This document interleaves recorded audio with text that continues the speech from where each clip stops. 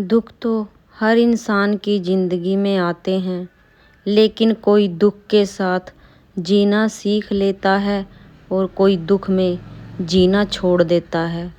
मैंने भी एक दिन फैसला किया था कि अब दुख मेरी पहचान नहीं बनेगा और उसी फैसले ने मेरी पूरी ज़िंदगी बदल दी। अगर खुश रहने की चाबी किसी और के हाथ में होगी तो हम कभी सच में खुश नहीं रह पाएंगे। जिस दिन मैंने अपनी खुशी की जिम्मेदारी खुद लेना शुरू की, उसी दिन मेरी ज़िंदगी बदलनी शुरू हो गई। आज वही सफ़र मैं आप सबसे साझा करने आई हूँ। राधा स्वामी जी, आप सभी को स्वागत है आपका आपके चैनल साइलेंट मेहनत में, जहाँ हम करते हैं मन की बात। आज मैं अपनी ज़िंदगी का एक ऐसा सच बताने वाली हूँ जो शायद मैंने पहले कभी किसी वीडियो में नहीं जिक्र करा। जब मैं अपने पार्लर और अपनी दुकान पर बैठी होती हूँ तो मेरे पास आने वाली कई बहनें मुझसे एक सवाल ज़रूर पूछती हैं, दीदी आप इतनी जिम्मेदारियों के बीच भी अपने आप को इतना खुश कैसे रख लेती हो, सब कुछ कैसे संभाल लेती हो, दुकान भी घर भी कैसे सब कुछ कर लेती हो। ये ज़्यादातर मेरी शॉप पे आने वाली हर बहन का सवाल होता है। सच बताऊं, जब भी कोई मुझसे ये सवाल पूछता है तो मैं बस मुस्कुरा देती हूँ, क्योंकि उन्हें आज भी मेरी मुस्कुराहट दिखाई देती है, लेकिन उसके पीछे का संघर्ष नहीं पता। मैं हमेशा ऐसी नहीं थी। जब मैं 7वीं क्लास में थी तब मेरी माँ इस दुनिया से चली गई। उस उम्र में जब एक बच्चे को सबसे ज़्यादा माँ की ज़रूरत होती है, उसी उम्र में मैंने अपनी माँ को खो दिया। माँ के जाने के बाद धीरे धीरे घर की जिम्मेदारियाँ मेरे कंधों पर आ गई। रसोई को संभालना, घर को संभालना, और सबसे मुश्किल था अपने मन को संभालना, अपने आप को संभाल कर अपनी पढ़ाई जारी रखना। मैं बाहर से तो काम करती रहती थी, लेकिन मैं अंदर से बहुत टूट चुकी थी। छोटी छोटी बातों पर रो पड़ती थी। कई बार बिना किसी वजह के भी मन बहुत भारी रहता था। मुझे लगता था शायद अब मेरी ज़िंदगी ऐसी ही रहेगी। लेकिन कहते हैं ना, भगवान जब एक रास्ता बंद करते हैं तो कहीं ना कहीं एक नया रास्ता भी हमारे लिए खोल देते हैं। जैसे जैसे समय बीता, मेरी शादी हुई और भगवान ने मेरी ज़िंदगी में एक और शख्स को भेज दिया, जिसने मुझे जीना सिखाया, ज़िंदगी का हर हुनर सिखाया और मेरी ज़िंदगी को हसीन बनाया। और वो शख्स है मेरी सासू माँ। मेरी सासू माँ ने मुझे कभी बड़ी बड़ी बातें नहीं करी। उन्होंने तो मेरे ते बस रोज़मर्रा की छोटी छोटी बातें ते जीना सिखाया। वे हमेशा मुझसे एक बात कहती थी और अभी भी हर रोज़ समझावाया कहाया कि बेटा दुख किसी के घर का पता पूछ का नहीं आते। हर इंसान की ज़िंदगी में दुख सुख चल दे रहा है, लेकिन अगर हम हर समय दुखानु ही पकड़ कर बैठ जाएंगे तो खुशियाँ भी दरवाजे पर आकर वापस लौट जाएंगी। बड़ी गहरी बात थी जो शायद मेरे ते कभी किसी ने नहीं समझाई थी।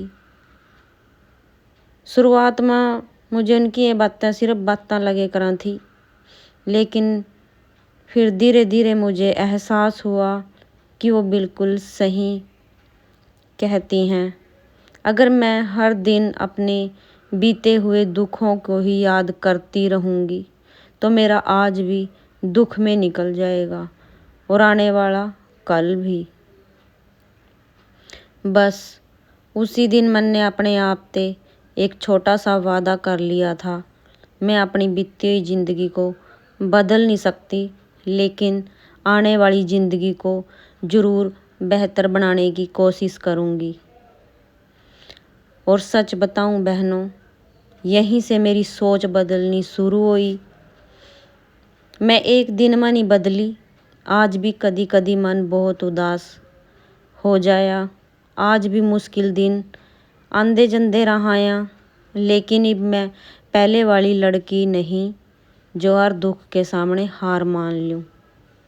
आज अगर कोई मुझसे पूछता है कि मैं खुद को खुश कैसे रखूँगा तो उसका जवाब कोई जादू नहीं है।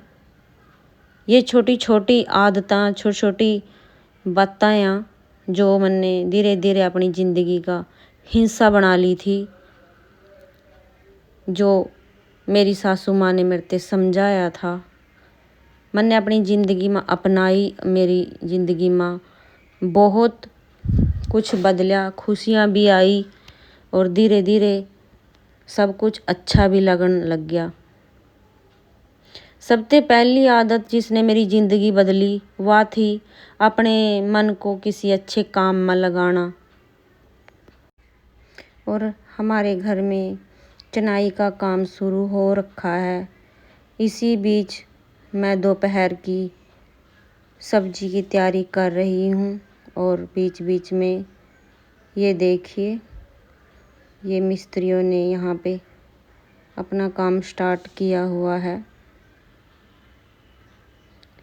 तो मैंने एक बात अपनी ज़िंदगी में बहुत गहराई से महसूस की।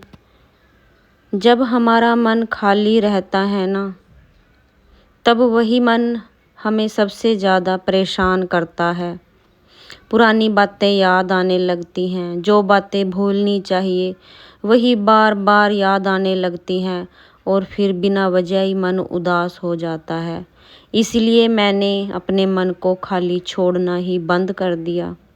घर का काम तो हर गृहिणी करती है, मैं भी करती हूँ, लेकिन मैंने अपने लिए भी कुछ करना शुरू किया। धीरे धीरे मैंने अपना पार्लर संभालना शुरू किया, फिर अपनी दुकान भी। और सच बताऊँ, उस काम ने मुझे सिर्फ कमाई नहीं दी, उस काम ने मुझे अपने ऊपर भरोसा करना भी सिखाया। मुझे लगा कि मैं सिर्फ घर की जिम्मेदारियां निभाने वाली नहीं, मैं कुछ नया भी कर सकती हूँ, मैं कुछ सीख भी सकती हूँ और किसी के काम भी आ सकती हूँ। लेकिन बहनों, मैं यहाँ एक बात साफ करना चाहती हूँ। मैं ये बिल्कुल नहीं कह रही कि हर बहन पार्लर खोले या दुकान ही करे। हर परिस्थिति, हर घर की परिस्थिति अलग अलग होती है, हर किसी का जीवन अलग होता है, लेकिन हर बहन अपने मन के लिए कोई नया, कोई अच्छा काम ज़रूर ढूंढ सकती है। किसी को सिलाई पसंद है, किसी को कढ़ाई, किसी को पौधे लगाना, किसी को भजन सुनना, किसी को किताब पढ़ना और किसी को नई चीज़ें सीखना। काम छोटा या बड़ा नहीं होता, अगर उससे आपका मन हल्का होता है तो वही काम सबसे बड़ा होता है। और यकीन मानिए, जिस दिन आप अपने मन को किसी अच्छे काम में लगाना शुरू कर दोगी, उस दिन आपको खुद महसूस होगा कि आपकी सोच बदल रही है और आपकी मुस्कान भी। बहनों, सबसे पहला बदलाव मैंने अपने मन में किया। पहले मुझे लगता था कि अगर मेरी परेशानियां ख़त्म हो जाएंगी तभी मैं खुश रह पाऊंगी। लेकिन धीरे धीरे मुझे समझ आया कि ज़िंदगी में परेशानियां कभी पूरी तरह ख़त्म नहीं होती। आज एक परेशानी ख़त्म होगी तो कल दूसरी आ जाएगी। यही तो ज़िंदगी है। फिर मैंने सोचा, अगर मैं हर बार खुश रहने के लिए किसी परेशानी के ख़त्म होने का इंतज़ार करती रहूँगी तो शायद मैं कभी खुश रह ही नहीं पाऊँगी। बस यहीं से मैंने फैसला किया कि अब मुझे परेशानियों के बीच भी मुस्कुराना सीखना है। मैंने अपने मन को अच्छे कामों में लगाना शुरू किया। घर का काम तो पहले भी करती थी, लेकिन अब उसे सिर्फ बोझ समझकर नहीं, अपने परिवार के लिए प्यार समझकर करने लगी। फिर धीरे धीरे मैंने पार्लर संभाला, अपनी दुकान संभाली। वहाँ आने वाली बहनों से बातें होती थी, किसी की खुशी सुनती थी, किसी का दुख सुनती थी। और मुझे एहसास हुआ कि दुख सिर्फ मेरी ज़िंदगी में नहीं, हर घर की अपनी कहानी है। उस दिन मेरी एक और आदत बदल गई।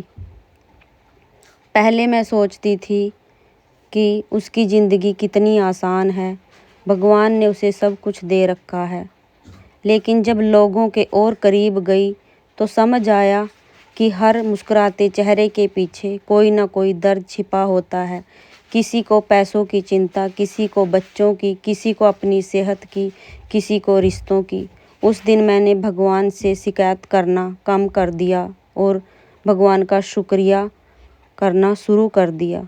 जो मेरे पास है शायद किसी और के पास वो भी नहीं है, और जो आज मेरे पास नहीं है, अगर भगवान चाहेंगे तो सही समय पर वो भी मिल जाएगा।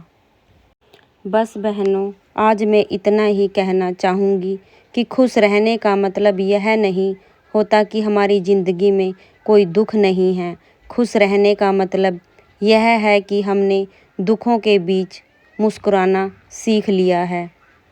अगर मेरी ज़िंदगी का यह छोटा सा अनुभव आप में से किसी एक बहन के भी काम आ जाए तो मुझे लगेगा कि मेरी आज की ये वीडियो बनाना सफल हो गया। तो इसी के साथ एक बार फिर से राधा